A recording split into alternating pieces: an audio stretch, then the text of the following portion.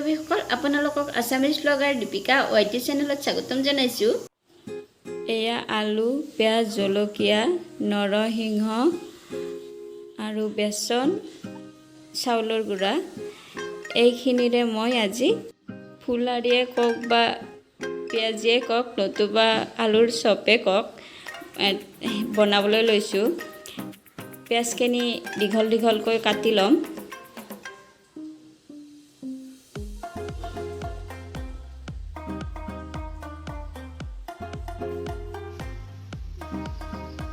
পিয়াজখিনি মই ডাল ডাল কৰি দিছোঁ।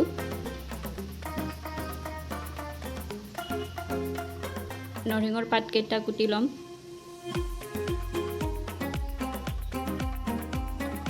কেঁচা জ্বালা কেইটাও কুটি ল'ম লগতে।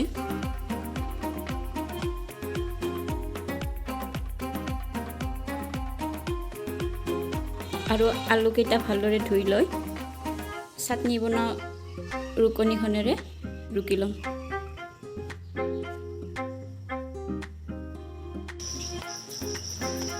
এইখিনি মোৰ ৰুকা হ'ল।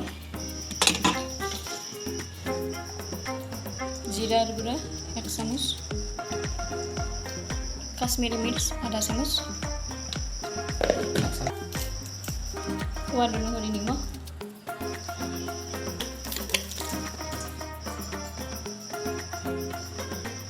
এক চামুচমান কালজিৰা, গৰম গুড়া আধা চামুচ,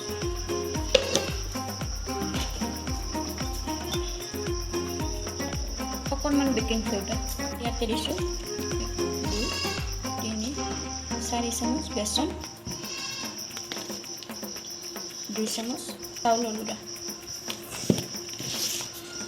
এতিয়া গোটেইখিনি লগ কৰি সানি ল'ম।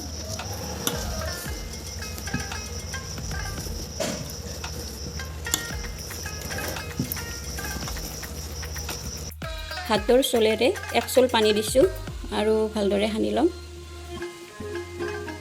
এয়া মোৰ পেষ্টটো এনেকুৱা হৈছে।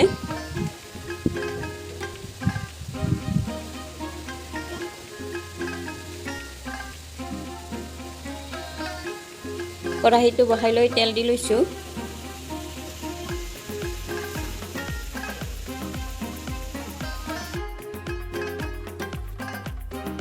তেলখিনি গৰম হৈছে। এয়া মই ফুলাৰিৰ আকাৰত বহাই দিছোঁ।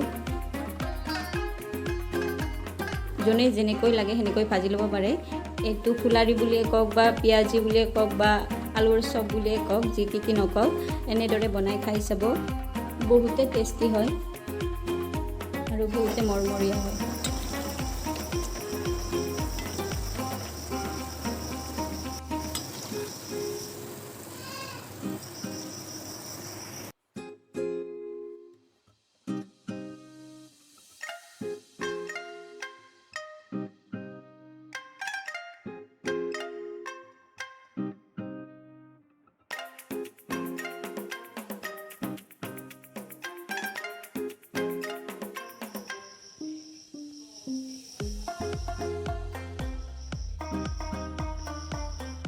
যদি আপোনালোকক মোৰ ভিডিঅ'টো চাই ভাল লাগিছে তেনেহ'লে লাইক, শ্বেয়াৰ আৰু যদি কোনোবাই পোনপ্ৰথমৰ বাবে মোৰ ভিডিঅ' চাইছে তেনেহ'লে মোৰ চেনেলটো ছাবস্ক্ৰাইব কৰি থ'ব। ধন্যবাদ।